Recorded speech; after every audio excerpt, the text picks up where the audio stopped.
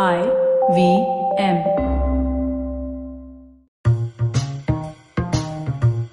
Hello and welcome to the first edition of the Wire Talks. I'm Siddharth Bhatia.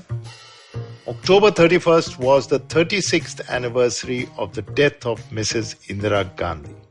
This day in 1984, Mrs. Gandhi, the then Prime Minister of India, was killed by two of her bodyguards. The assassination shocked the nation because for 18 years, Mrs. Gandhi was the dominant political force in the country when she was in power as well as when she was in opposition. Today, 36 years later, her legacy is still talked about and she is mostly admired and remembered fondly. But of course, she has her critics who say that she was an imperious non-democrat or anti-democrat who destroyed institutions. But it's not so simple as that, of course. And to discuss this legacy, we have with us Jairam Ramesh, politician, former minister, technocrat, and a prolific author. And I'm really surprised how he does it. Two of his books have a direct connection to Mrs. Gandhi. One is about Mrs. Gandhi and her love for the environment, not a very well-known aspect of her personality or her rule. And the other is Intertwined Lives, the lives being that of P.N. Haksar, her friend and then close advisor, Mrs. Gandhi, who was not only close to him, but took his advice. And then that relationship started going south for various reasons, which we'll discuss today.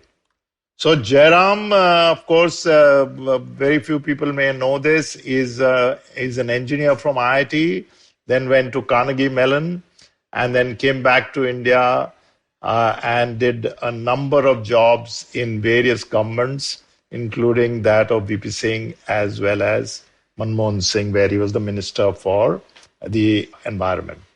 Thank you, Jairam, for joining us. I'm going to start by asking you that you, of course, like me, grew up in the somewhat Nehruvian and then mostly in the Indira Gandhi era. But before we come to that, I'm going to ask you, how do you write all these books? Because in 6 years, you produced 5 books, and I'm sure there are 3 on the way. Well, I don't have a social life, Siddharth. I just focus on writing. All the spare time I have, I write.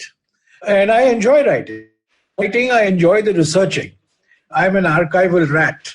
So I spend a lot of time in the archives, physically and also digitally. Today, you can go to any archive in the world and have digital access. In fact, digital access is the most difficult to Indian archives. It's very difficult to get access to archives all over the world digitally, but in India, you have to go physically.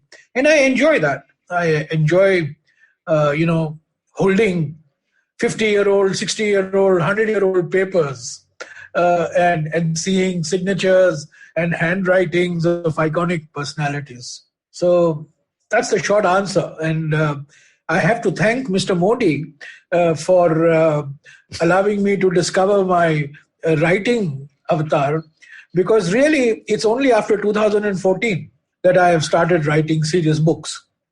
I used to write, but the books that have come out of 2014, I've had 7 books in the last 6 years.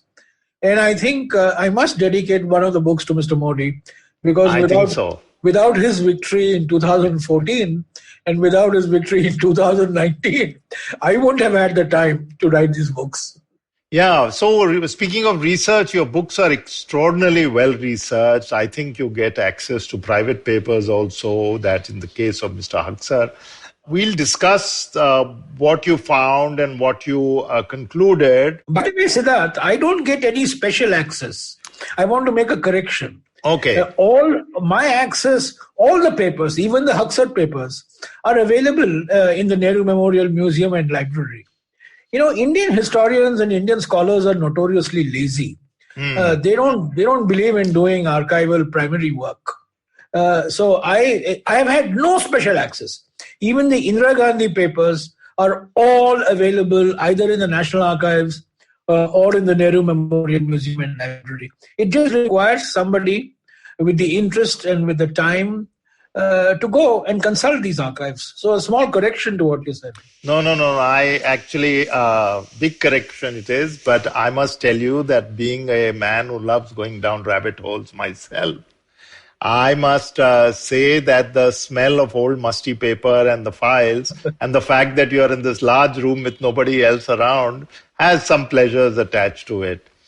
Jairam, your books aside for the moment, when we think of leaders, especially departed leaders, we think of them in bullet points, Yes. 4 or 5 characteristics. Mrs. Gandhi, since we are talking about her, was Congress split, was Garibi Hatao, was bank nationalization, was the victory in Bangladesh, and after that was the emergency and Sanjay Gandhi, Nasbandi, etc., etc. But of course, a person is far more complex than that. And it is the job of the archivist and the writer and the person who explains it. And honestly, I've read 2 of these books. I must tell you that though I'm a great admirer of Krishna Menon, I did not finish the book. But when we look at her legacy with the benefit of hindsight and then part these cobwebs aside and all that kind of thing, we find, as you have written, that she was an environment lover and that she took deep interest in the granular details of governance. What I really enjoyed about the Aksar thing. So first, let's look at her love for the environment.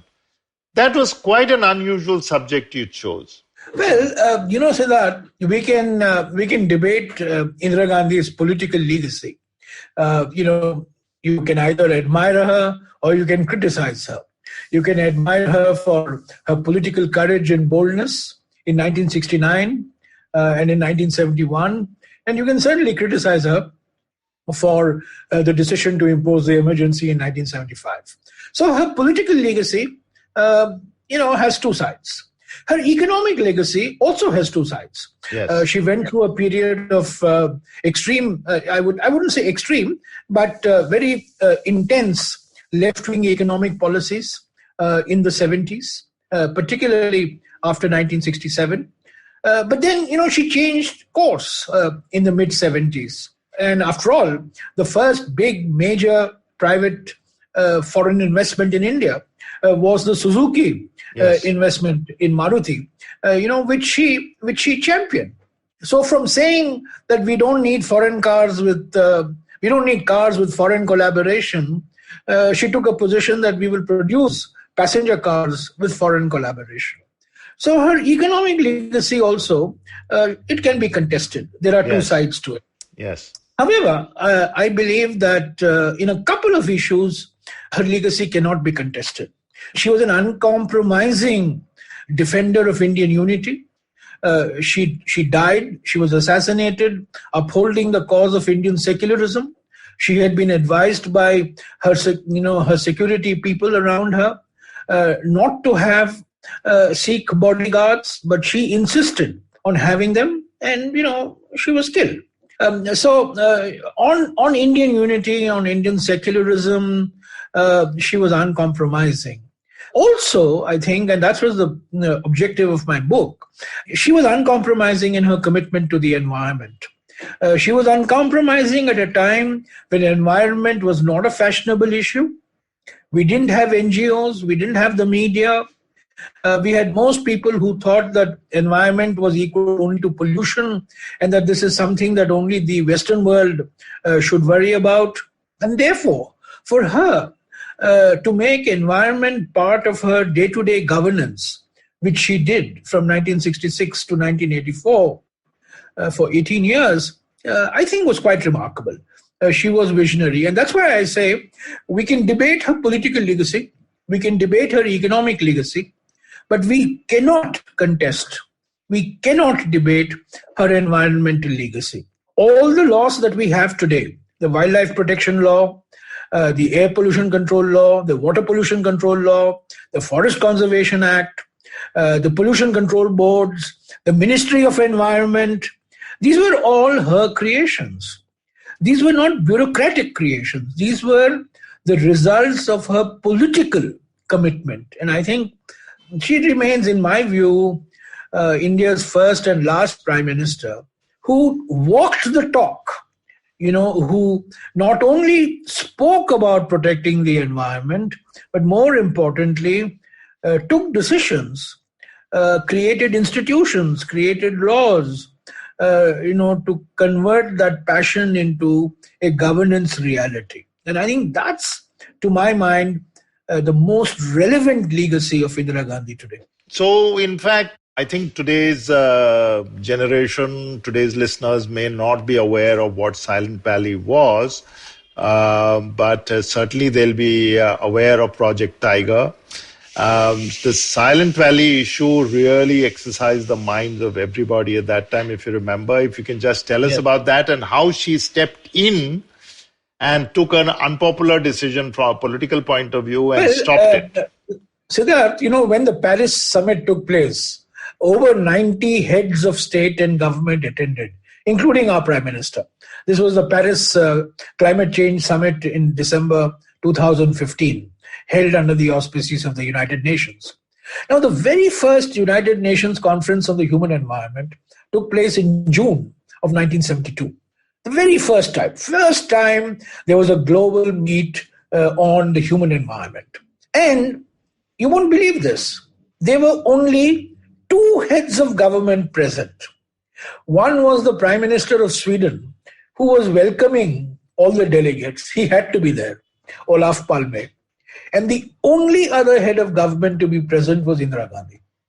And she made, what is considered to be a landmark speech at Stockholm on the 14th of June, 1972. She talked of deforestation.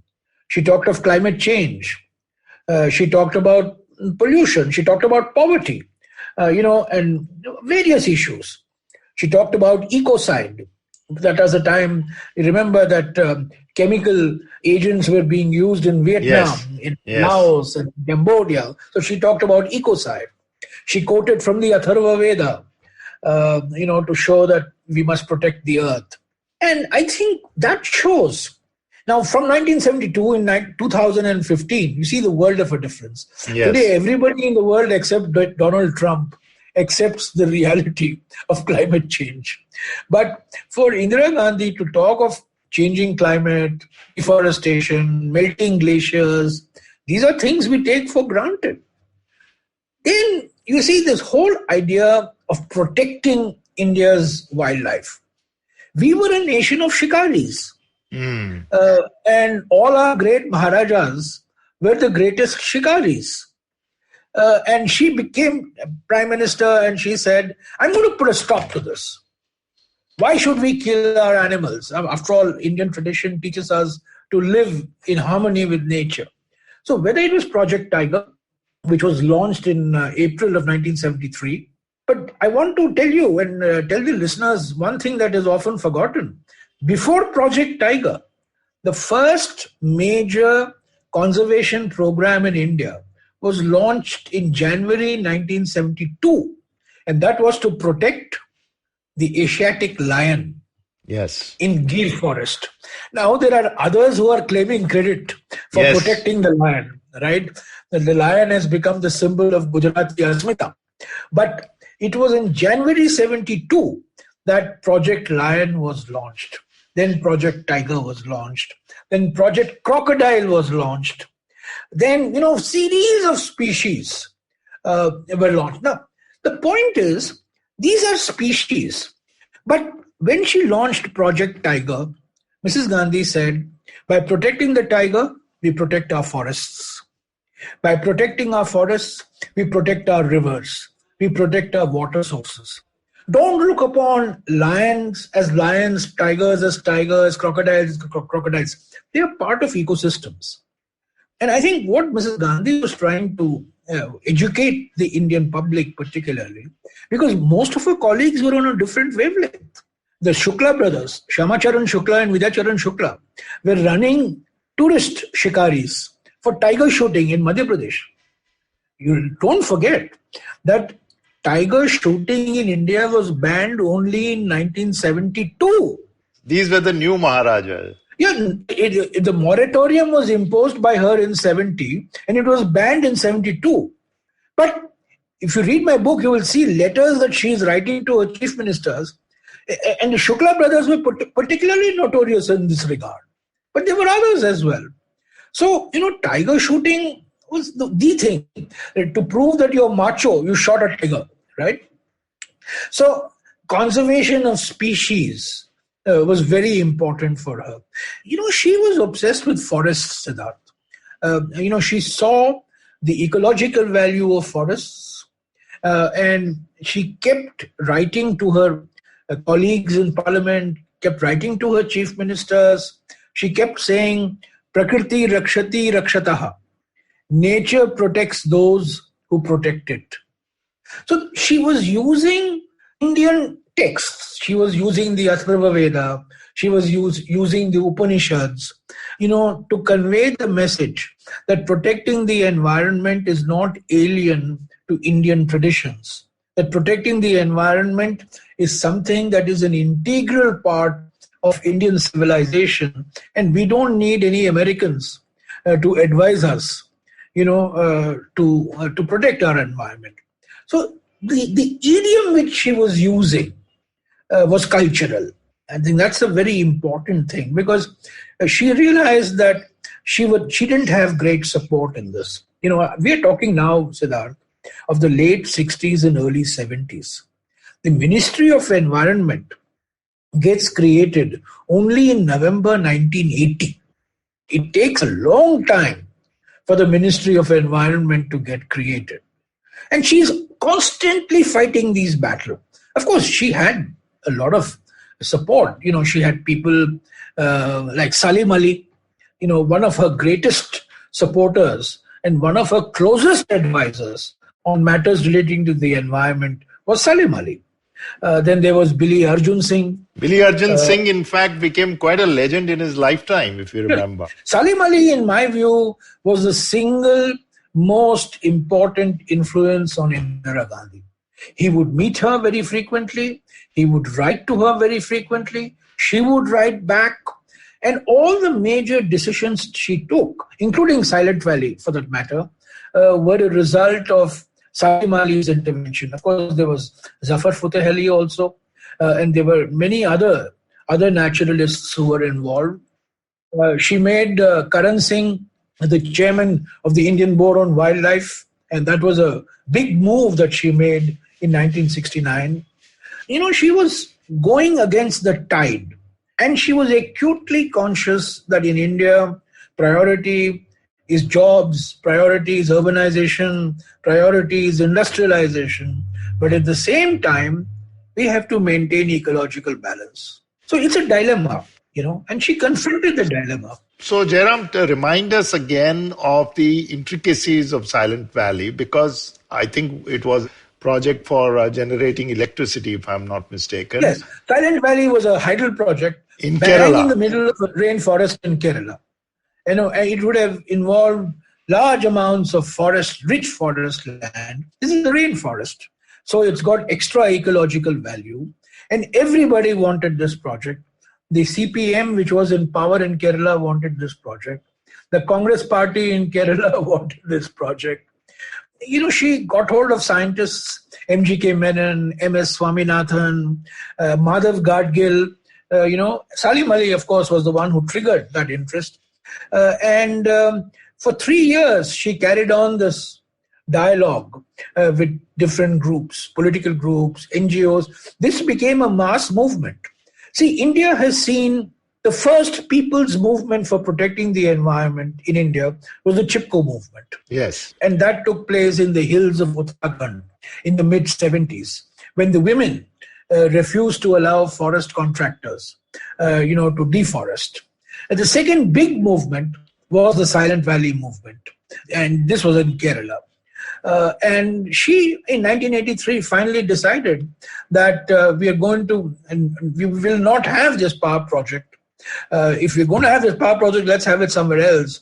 But we are not going to have this power project and destroy thousands of acres of very valuable and very rich rainforest in Silent Valley.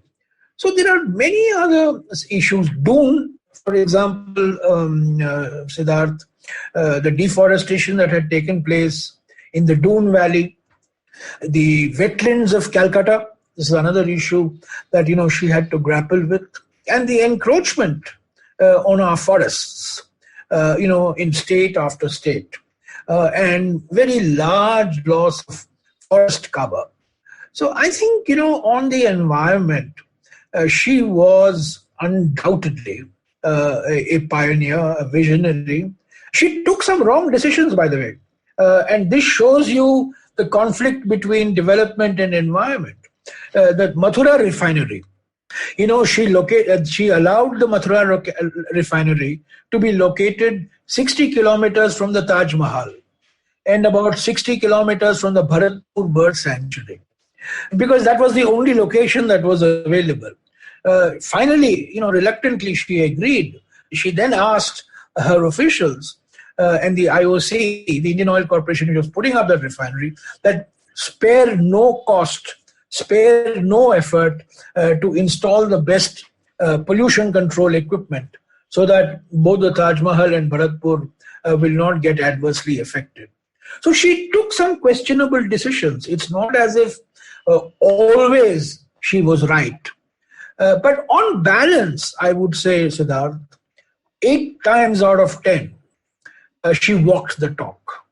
There were one more example I'll give you where she did not walk the talk.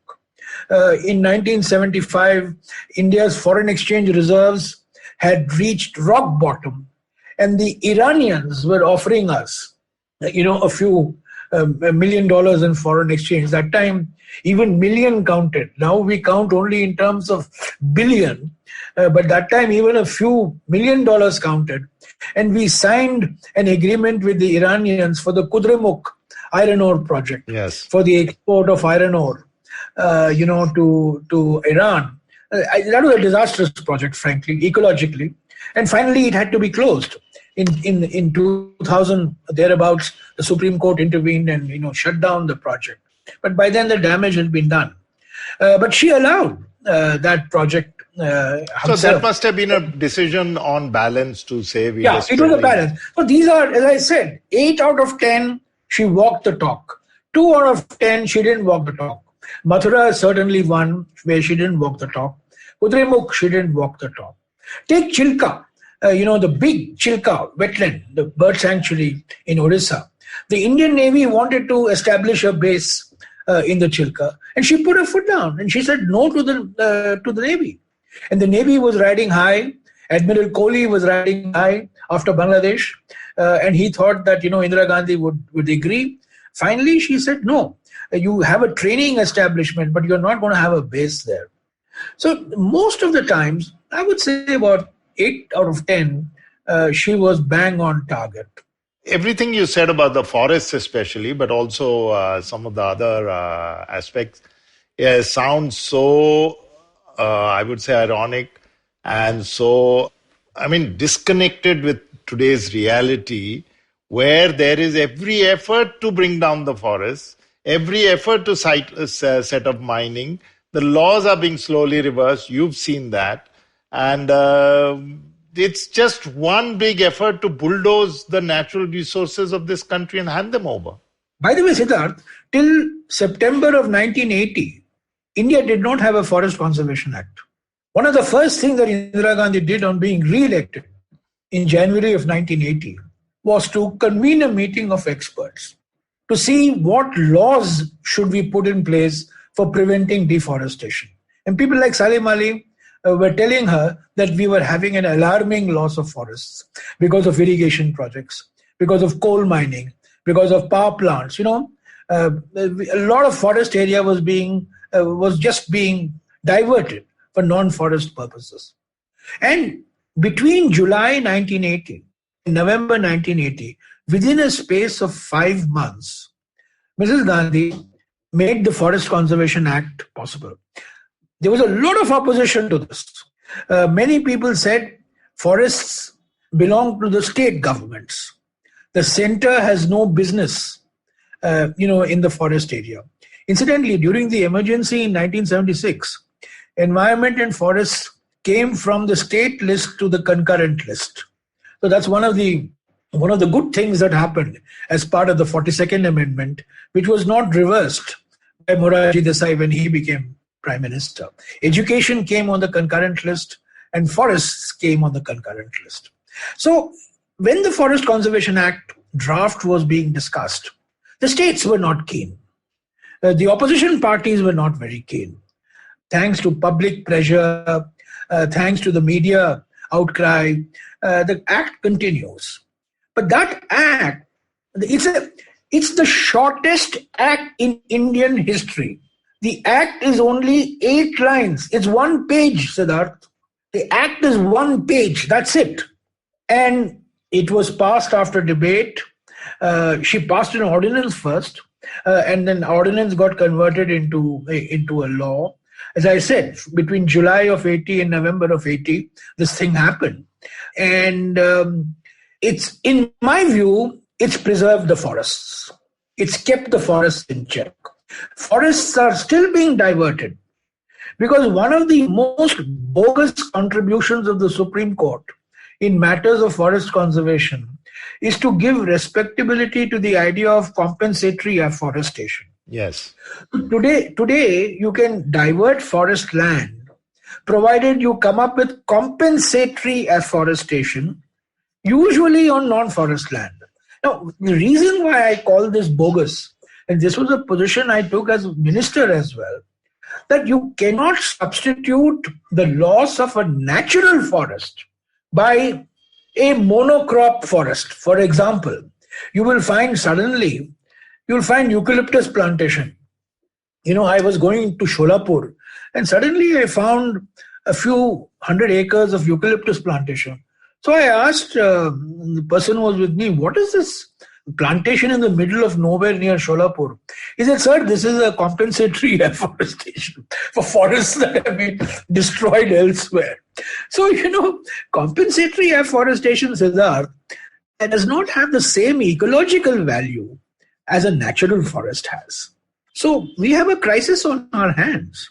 Although on paper we say 23% of India is under forest cover, the fact of the matter is only about a third of our forest cover is good quality, high density forest cover. And even that is being opened up now to private coal mining. In the recent mines that have been auctioned, a large number of these coal mines are in what I call no-go areas. Jharkhand, Chhattisgarh, Odisha, Maharashtra. These are all coal mines in rich forest areas, which have been opened up for private coal mining. So we have a crisis on forests. And people still don't realize that in India, forests are important not just from an ecological point of view. Siddharth, don't forget, over 150 million people in our country depend on forests for their livelihoods. They depend on small timber, they depend on forest produce, they depend on so many things, bamboo grown in forest areas. So forests fulfill an economic and ecological function. And I think the Forest Conservation Act is under grave threat today. Which kind of brings me back to something that you in the beginning mentioned, and it's actually a good way to segue into even the next book, is that ultimately political leadership and what it wants to do makes all the difference, right? Mrs. Gandhi fought to change things and managed. Sometimes she lost, sometimes she managed and balanced all the interests, but it was her leading the charge to say no, environment is important. Today we are seeing perhaps that there is no political ambition. In fact, the political ambition may be the other way, to say, let's exploit them as much as possible and allow all kinds of activities to go on, polluting activities. Well, yeah, I think there is a peculiar schizophrenia now, The Prime Minister talks the right language. He talks the language of environmental protection. He talks the language of, climate change. He talks the language of protecting nature, protecting animals, protecting forests. But there is a wide gap between what he talks and what he says. He talks forest conservation and opens up the richest forest areas for auctions for private coal mining. Simple. This is one example. He talks of public participation in environmental decision making, but has systematically emasculated the National Green Tribunal. He talks about mean sea levels and the threat they pose to areas like Sundarbans and our coastal areas, but is allowing the dilution of all coastal regulations. This draft EIA notification 2020 does away with environmental impact assessment for a large number of projects. And in fact, what it does, it reduces the role of civil society, it reduces the role of local communities, and it institutionalizes and gives legal sanctity to the whole idea of post facto approval, which means you project laga do, karna hai kar do, baad mein dekha jayega. बाद में देखा जाएगा. See, this बाद में देखा जाएगा has been the traditional approach to environment amongst in India. ये तो जुगाड़ approach. बाद में देखा जाएगा. So I think the Prime Minister, I can't fault the Prime Minister for what he says, but I must fault him on what he does. There is a big gap between what he says and what he does. And what he does gives me the impression that he is convinced that all these environmental laws are bottlenecks, they are regulatory burdens. So in the name of ease of doing business, remove them systematically one by one. And the draft EIA notification, on which there has been such a huge outcry across the country, is one example. So yes, what we need are political leaders who are willing to stand up and be counted. I mean, I applaud young Aditya Thackeray. Yes. I applaud him. I applaud Uddhav Thackeray. We've been at political loggerheads for decades. We are now coalition partners. But on matters relating to the environment, I think Uddhav Thackeray and Aditya Thackeray have been bold. In fact, being in Mumbai, I must tell you that decision itself has brought them so much respect and popularity among not just civil society groups but citizens, because we were witnessing the loss of this wonderful green cover when there were alternatives. So it must have been a difficult decision to take, not an easy one. Very difficult. But they went ahead and signed on it. See, I grew up in that area for 12 years, Siddharth. So that was an area which is part of my very being all my life. I know. And it was not an easy decision to take. There were multiple pressures. But I applaud both Uddhav and Aditya for this. Hemant Soren, Chief Minister of Jharkhand, he's taking decisions relating to the protection of forests, to tribal rights. He's walking the talk. But there are few political leaders like this. And I think at the national level, of course, to my mind, Indira Gandhi remains the role model. It's not just talk that matters, Siddharth. It's very easy to quote a Sanskrit shloka, to show that we revere our rivers. Gange che Yamune che Godavari Saraswati Narmada Sindhu Kaveri Jale Asmin Sandhim Kuru. PM quotes this. PM will quote some other Sanskrit shloka to say that, we respect our forests. But what does it mean? So if the point is, do, act, walk the talk. If you revere nature, make sure that your actions, your policies are in consonance with that. In the last 6 years, Siddharth, barring his commitment to solar energy, I don't see any evidence of the Prime Minister walking the talk. On the environment. I'm talking of the environment. We're discussing the environment. On solar energy, he has been aggressive. He has been ambitious. He has been proactive. He has taken forward, and the logic of technology has dictated those decisions because costs of solar energy have been falling dramatically. When I was environment minister, solar power was costing 15 rupees a unit. Today, solar power costs less than 3 rupees a unit. So, Prime Minister has gone on to the solar bandwagon. It's good. But everything else, just today, as I speak to you this morning, I got a letter from Parimal Nathwani. Parimal Nathwani is a member of parliament. Yes. He sent me a copy of a letter he has written to the Prime Minister that the railways want to convert meter gauge into broad gauge and electrify railway tracks going through the Gir National Park and Sanctuary. Okay? So he appealed to the Prime Minister, to intervene. Now, what does this show? Can't somebody have the sensitivity to say that if you're going to broad gauge and electrify a railway stretch, which is going through India's only habitat for the Asiatic lion, the lion. But this is what the railways are thinking. Now take the broad gauge in Western Ghats, same thing. 6-lane highway, broad gauge. These have become symbols of that India has arrived. I think, we must be very, very careful because some of these choices are going to be disastrous from an environmental point of view. Decision making, when I read your Haksar book, I think we reviewed it also. There were 4 or 5 such extremely difficult political decisions moving beyond the environment. For example, nationalization. That must have been something so drastically different at that time to imagine a bank and oil company. Now, oil companies were foreign, banks were owned by the big industrialist groups.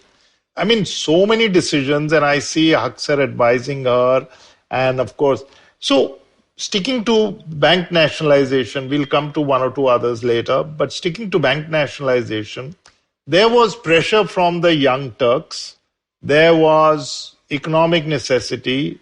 The small-scale sector needed to bolster it.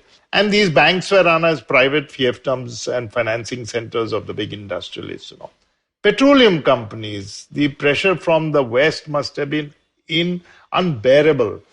Were these decisions taken because, I was trying to crack that, were these decisions taken because she had by then started committing to a pro-poor program? Or were they a cynical political exercise? Remember 67, this party had kind of split. And 69, she was still shaky. So were these decisions a political calculation or were these decisions driven by some impulse? Well, I think you should distinguish the petroleum one from the bank nationalization. Because I think the petroleum one was infinitely more difficult than bank nationalization. Bank nationalization had a history, Siddharth. Remember, LIC was nationalized in 1956. 56. And then you had the State Bank, Imperial Bank of India becoming the State Bank of India. And then you had people within the Congress party arguing for bank nationalization. You had the Young Turks, for example, arguing for bank nationalization. But Mrs. Gandhi was not sold on the idea. She was sold on the idea of social control of banks when she became Prime Minister. So bank nationalization in 69, in my view, was a political decision. It had, of course, economic ramifications which were clearly understood and appreciated. But it was not a sudden decision. It had been studied. There were pros, there were cons, there were supporters, there were opponents. But the decision to nationalize on the 19th of July, 1969, in my view, was a direct outcome of the political turbulence which she faced. And Haksar, particularly Haksar, convinced her that the battle should not be seen in the Congress party as a battle of personalities, but it should be seen as a conflict of ideas and ideologies, of which bank nationalization certainly was the most prominent. And then, of course, came the abolition of princely privileges and privy purses in December of 1970, which was also very difficult. However, the petroleum nationalization, Siddharth, took almost 3 years. Took almost 3.5 years. And there was intense opposition. There was American opposition, there was British opposition, the Western powers, the World Bank, everybody was opposed to it. The nationalization of banks she took everybody by surprise. It was an overnight operation. Only 3 people knew about it. 4 people knew about it. It is not as if it had not been on the anvil. It had been discussed. The details had been worked out. But the final trigger, in my view, was political. The reasoning, of course, was economic, that a few industrial groups had monopolized all industrial credit. Industrial credit was not flowing, credit was not flowing to agriculture. Credit was not flowing to small and medium enterprises. And therefore we needed it. But the decision was political. In the case of petroleum, Siddharth, it took much longer. It took 3 years.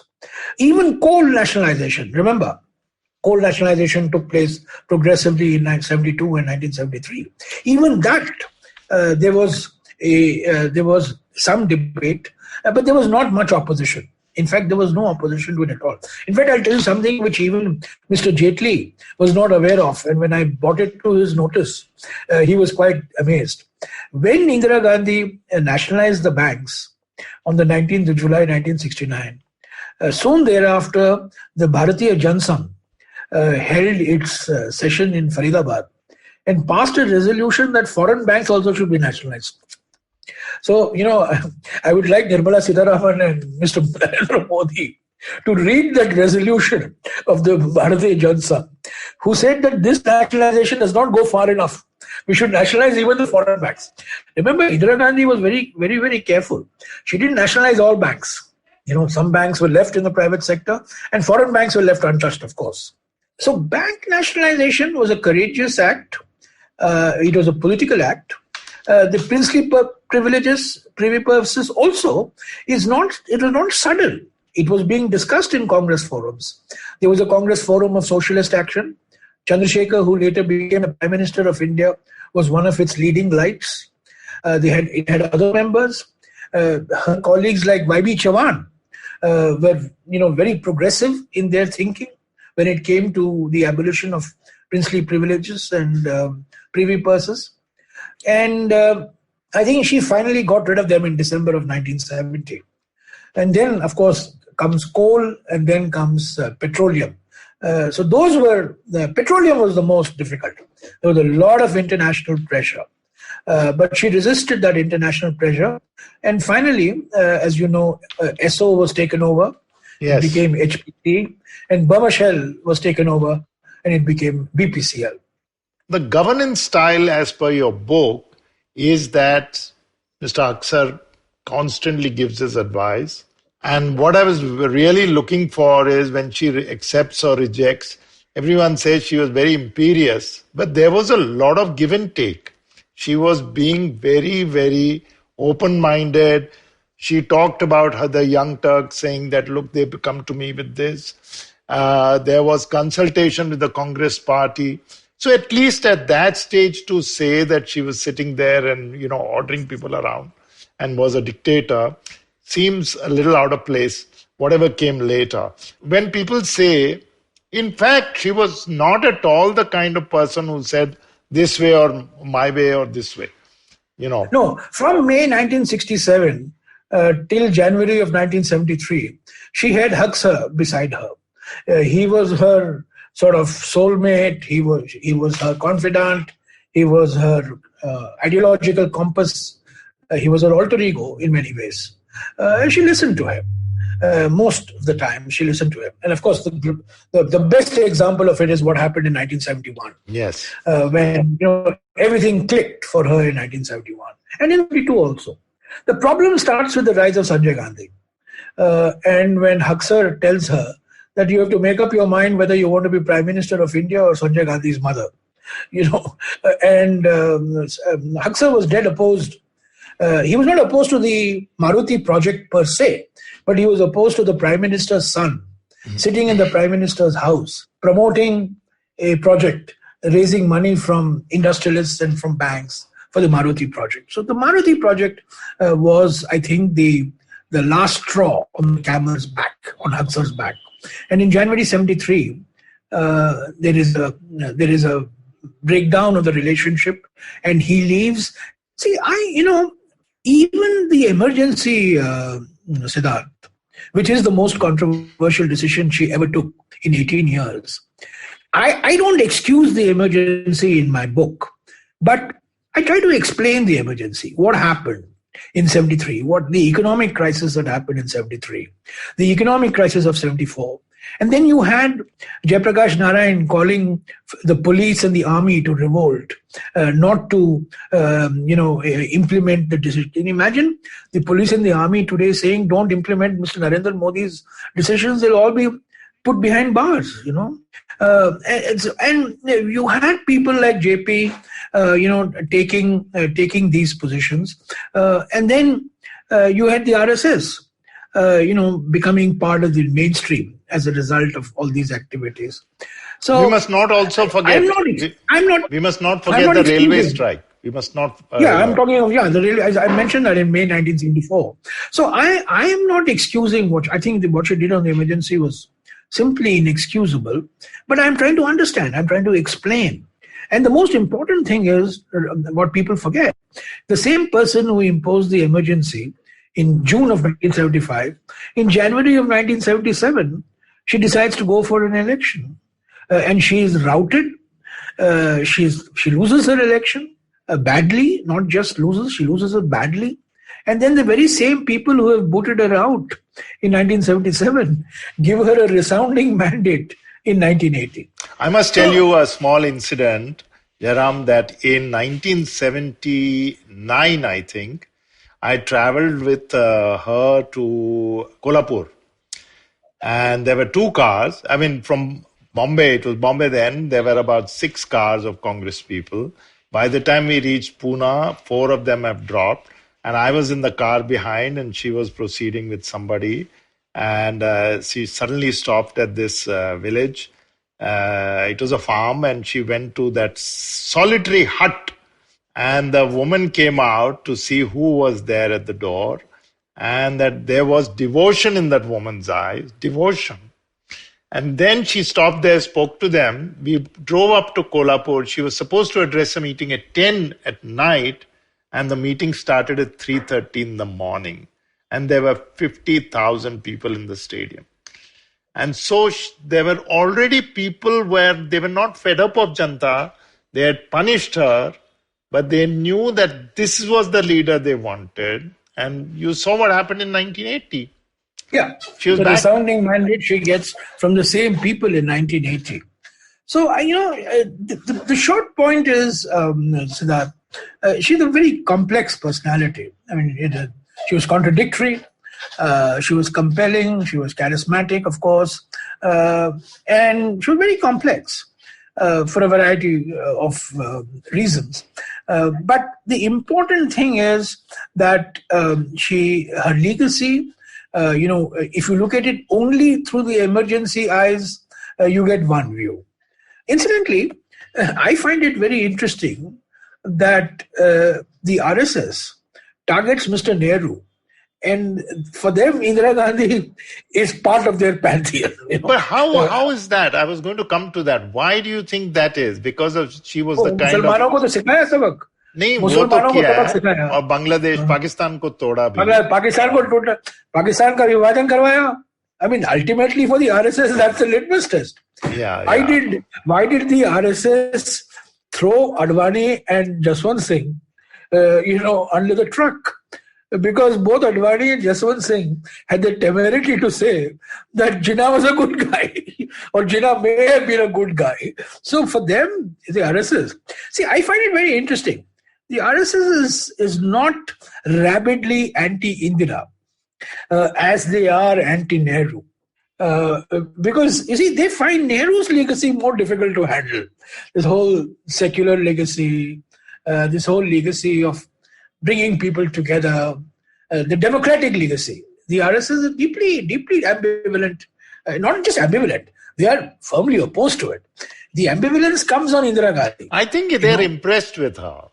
I would They go are as... impressed with her. Remember that, the head of the RSS, Mr. Bhaura Devaras, wrote to Mrs. Gandhi during the emergency, praising aspects of the emergency. Yes. There have been letters, these letters are now part of the public domain. Many of them have read it. There was ambivalence. See, let's take the example of the 42nd Amendment.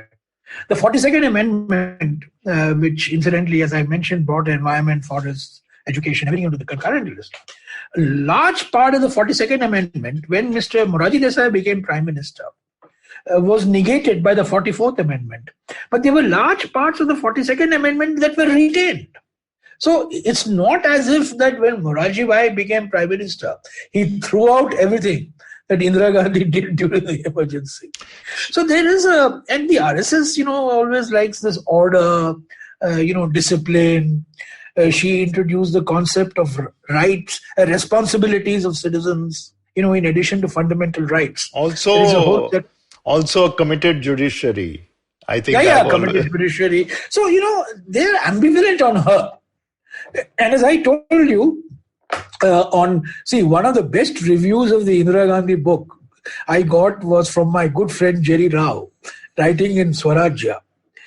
And Jerry Rao's point was that Indira Gandhi drew upon Hindu traditions. Yes. To educate the people about protecting the environment. The fact that she quoted from the Vedas, she quoted from the Upanishads, counted for Jerry.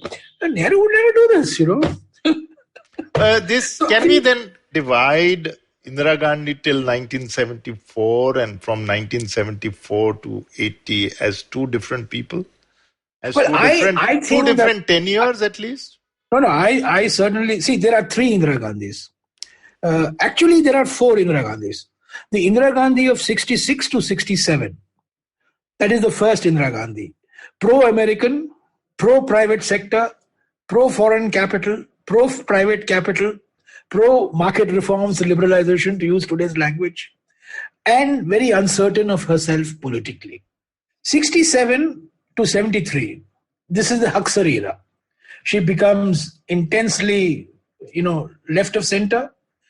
She becomes very Soviet friendly.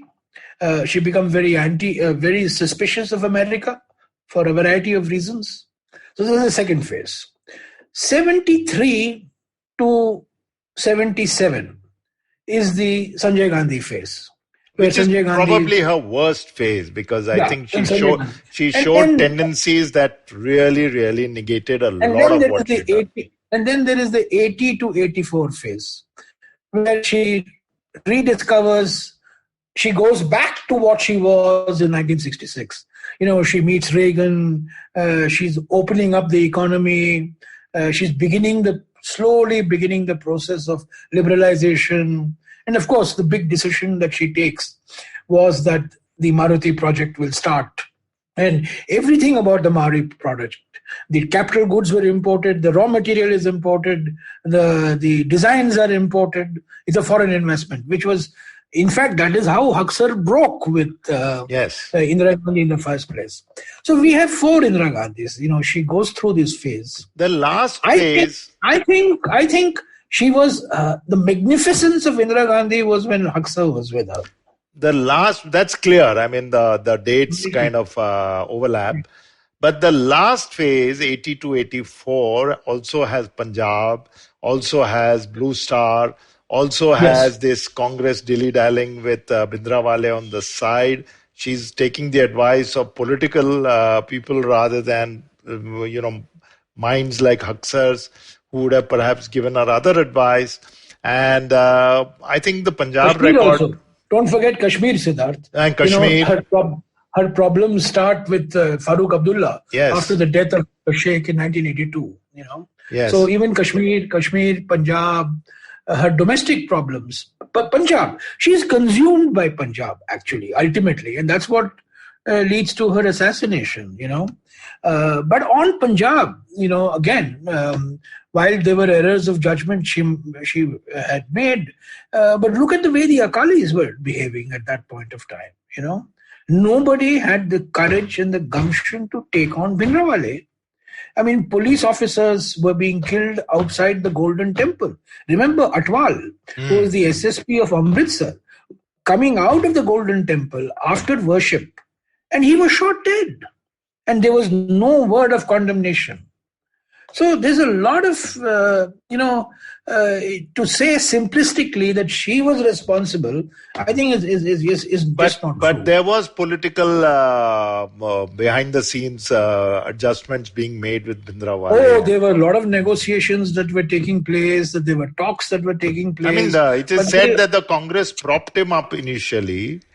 The story is that Zail Singh, yes, was propping him up, and then he became Frankenstein. He became a monster who could not be controlled. I mean, I have read a lot of reports, a lot of books, which say this. As I said, errors of judgment were made by her, no doubt about it. But the fact of the matter is that other political parties, particularly the Akali Dal, never took an uncompromising stand against the wanton violence and killing of Bhindranwale and the language that Bhindranwale was using, particularly against Indira Gandhi. And ultimately, you had Blue Star, and once Blue Star happened, she knew that she had written her. That was a death warrant. You remember that speech she made, I think, in Orissa or something, yes. The last drop. Just the day before she was killed, actually. Yes. So I think she knew it. I think she had some premonition. But was it do you think she had any regrets that she had to do this, or was it just a cold calculation? I have not seen anything, Siddharth. The archives are, the only thing I've been able to find, which I've used somewhat in this book on Indira Gandhi, is some correspondence she had with Mrs. Thatcher on the need for Blue Star. There's one letter in June of 1984 where she explains to Mrs. Thatcher, but there's nothing there to show that she regretted it. I think she accepted it. I think she realized it had become inevitable at that point of time. Now, one could argue the timing was wrong. Sundarji, sort of overestimated the capacity. He was always an adventurous general, I think. Yeah. Sundrang Chu, remember? Yes. 1986. Yes. Yeah. Operation Brass Tags. Yes. So, I mean, these are all questions that have, Mark Tully and Satish Jacob have raised all these issues in their book on Operation Blue Star.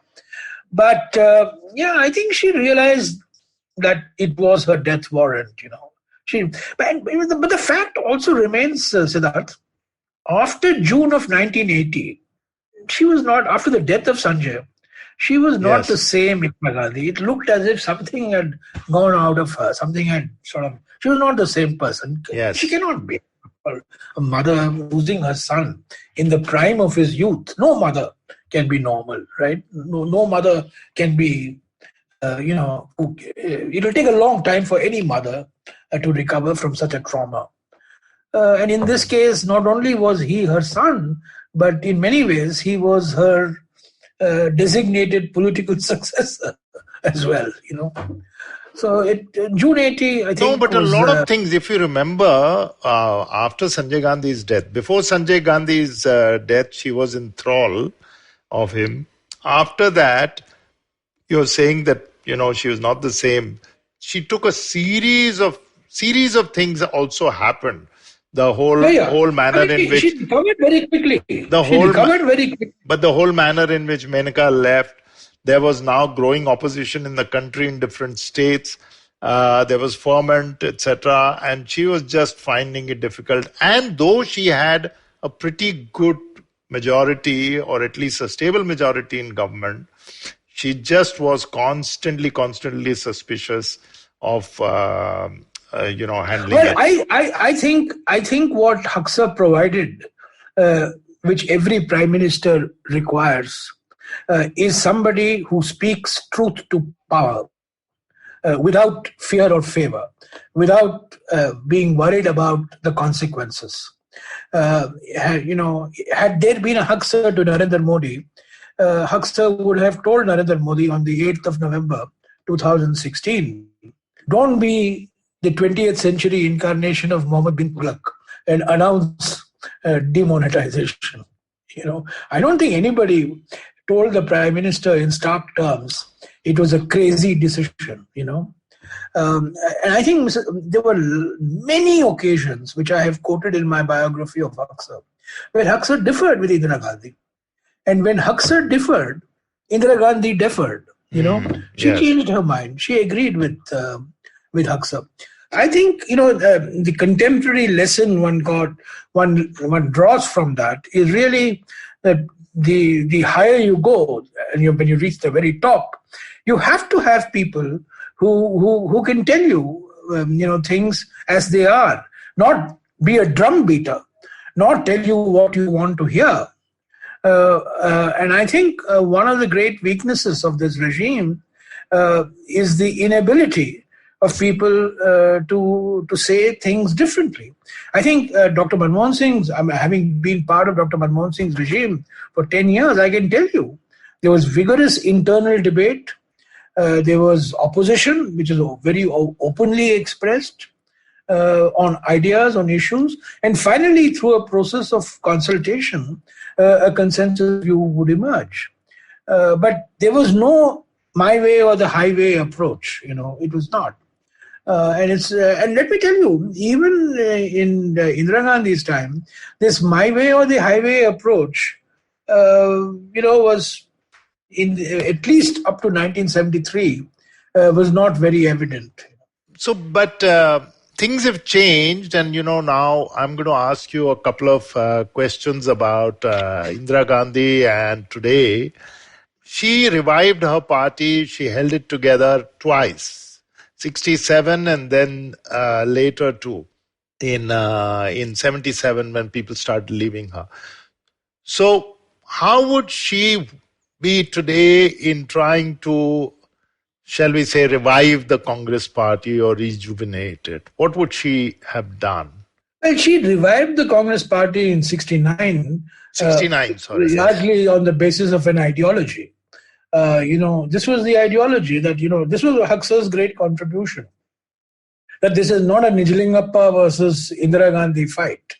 This is not a syndicate versus the Prime Minister fight, but it's a fight on ideas. It's a fight on ideologies. So I think that was Huxer's great advice to her. Don't get into a personality battle, but make this a battle of ideas and ideologies. And from 69 onwards, whatever you say, they were ideas, and they were ideas that shaped India for many years to come. And, she had her antenna out, Siddharth.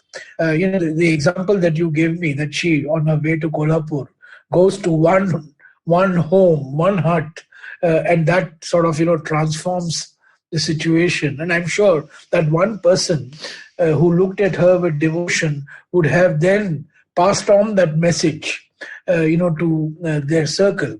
The way she rode an elephant in Belchi, if you remember, that the turnaround for her was at Belchi, when the site of a massacre of Dalits, and the roads were clogged, and she finally rode an elephant. It became an iconic picture, if you remember. Yes. So she lived, of course, in a different age. She didn't live in a television age. She lived in a radio age. Television was just coming in its own. She didn't certainly have social media, that's for sure. And the media was anything but Godi media during her time. The media was completely, she was being lampooned, she was being criticized. So it's not as if the media, she had the media in her. And the judiciary also, we may say anything about the judiciary, but the judiciary, on bank nationalization, on the abolition of princely privileges and privy purses, the judiciary took a completely different stand. No, well, 75, what the judiciary did. Yeah. So the media particularly, look at 75, exactly. And, Siddharth, people forget, there were 6 charges against her, for violating the Representation of People's Act.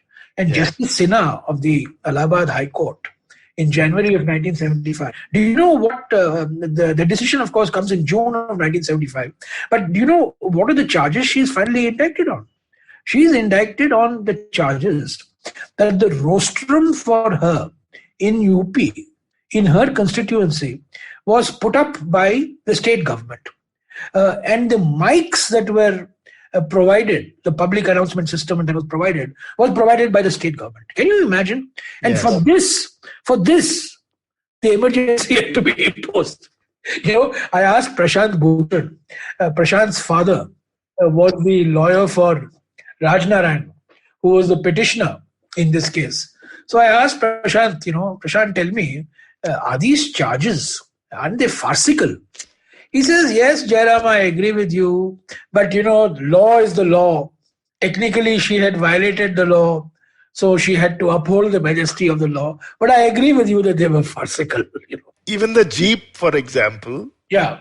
The use of the Jeep, the use of her. Out of the 6 charges, she was held finally guilty only of 2, Can you imagine a state government providing a rostrum and a mic, and that is considered to be a corrupt practice? Just bizarre, I think Justice Sinha today would have had a field day. Absolutely. Somebody should, yeah, absolutely. But Jairam, when you say that in 1969 she brought she used ideology as the main reason and then built up her connection with the public from there on, are you suggesting that needs to happen in the Congress today? Well, yeah, undoubtedly. The times change, Siddharth. The same formulas don't work. Times change, people move on, new generations come, new set of challenges come. History provides some valuable lessons. The most valuable lesson that is provided by her and her revival is that she was relentless in her campaign. She was with the people, and people connected with her. Even her opponents connected to her. Can you... ultimately, of course, she had a legion of admirers and, an army of supporters. But even her opponents, sort of found us connect with her. So I think she was quite remarkable in that way. And if there's one contemporary lesson to be learned, it is that you have to be relentless in your campaign. You have to be visible in your campaign. And you have to be consistent, in your campaign. Winding up, one last point. Today, with the social media, with a media that is complicit and asking questions of the opposition, I still think that somebody like her would perhaps use it to shift the goalposts a little and not go with the flow. So, and in fact, that is the lesson from what she did, was always get things done on her terms. Yeah. So sometimes I feel that the current Prime Minister has mastered that art of being the central pole around which the entire thing revolves. Absolutely. And very nimble-footed, nimble-footed. And show, respond to changing circumstances on a real-time basis. Absolutely. There are many people. Jayalalitha, in a famous interview to Simi Grewal, said that Indira Gandhi is my role model. Yes. So there are many people like this. Atal Bihari Vajpayee may deny it, but the fact is he called her Durga in 1971. Although subsequently in an interview to Rajat Sharma, he denied having said that. But he said it in 1971. There is evidence to show that he said it in 1971. So, she was resilient. Resilience was her fundamental characteristic. And while she was resilient, she was also nimble-footed. She was able to respond to changing circumstances. But in her name, things like, in a sense, I'm not saying that she, certainly in the emergency, the Nasbandi, or later, she had no control over when she passed away, she was killed brutally, the riots that followed. I think many of those things, in hindsight, when you look at it, I don't know whether she would have liked all that to happen when she was, if she was alive. But I don't think her successors have really, she's largely forgotten by the Congress party, I feel. Her successors never really carried many of her legacies forward. Well, it's not entirely true. I think she has been, I mean, you see, she is she. You can't, I mean, there's no cloning. Can't clone a person. Everybody has his style or her style.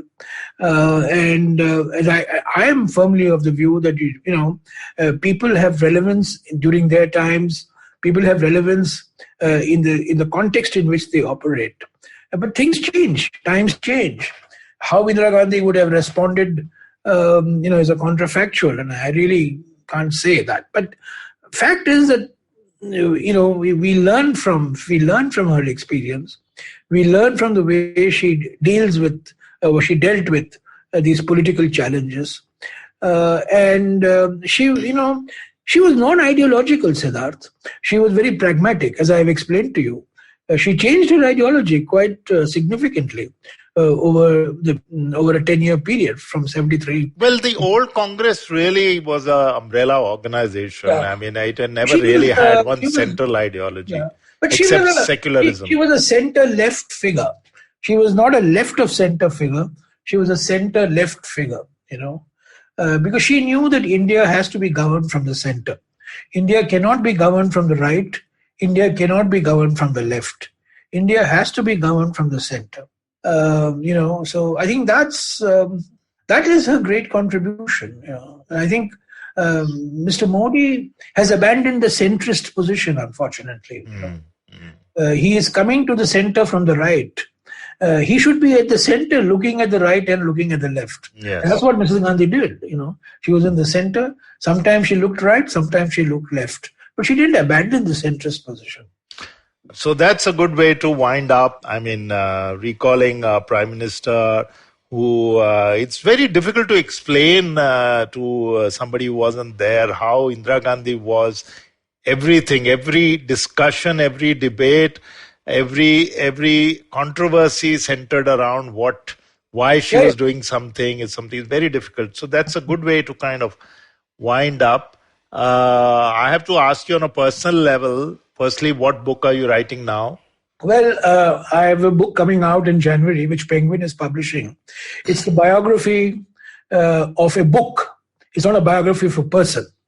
And this book was a epic poem on the life of the Buddha that was published in Song of Asia. The Light of Asia. Light of Asia. So it's a biography of the Light of Asia. Oh, really? And how the Light of Asia influenced the world, influenced the thinking on the life of Buddha. So it should be out in January. I have a very old copy with me. Oh, great.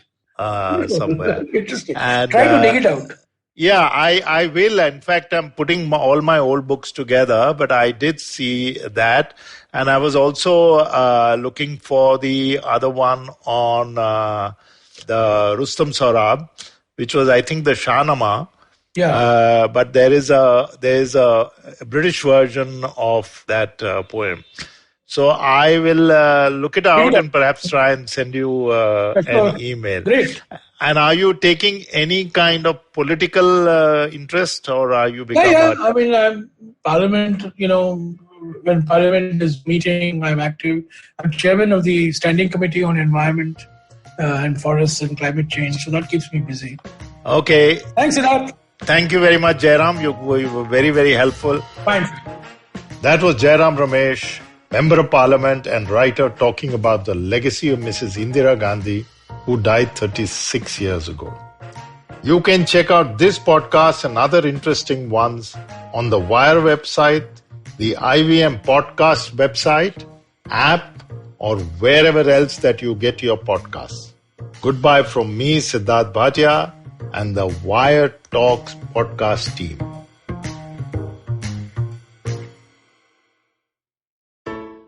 I hope you enjoyed that show. If you aren't following us on social media, please do. We're IVM Podcasts on Twitter, Facebook, and Instagram. I want to let you all know about 2 new shows that we've launched this week. The first one is Millennial Athlete, hosted by Tanvi and Shlok. Both of them are, they spent their life playing badminton, and they know a lot of athletes, and they want to talk about the particular challenges that athletes face. Really, really great conversations. Do definitely check that out. The other show that I wanted to mention to you that we launched this week is Naan Curry. Naan Curry is a show about food and the history of food and the economics around food and its consumption and all that kind of stuff. It's a really, really interesting conversation. It's hosted by Sadaf, Zenatha chef and former MasterChef India finalist, and Archit, who is a researcher who writes on behavioral science and economics. Definitely worth checking out. Besides that, we had a great week as always, right? Great stuff on all the normal shows. Do check those out. But with that, hope to see you again next week. Sachin Tendulkar, Virat Kohli, Don Bradman, and now Cyrus Brocha. Okay, probably not in the right company. I mean, Don Bradman is Australian. But it's called Cyrus Says, a wonderful show about everything. Find the show on the IVM Podcast app, ivmpodcast.com, or wherever you listen to podcasts.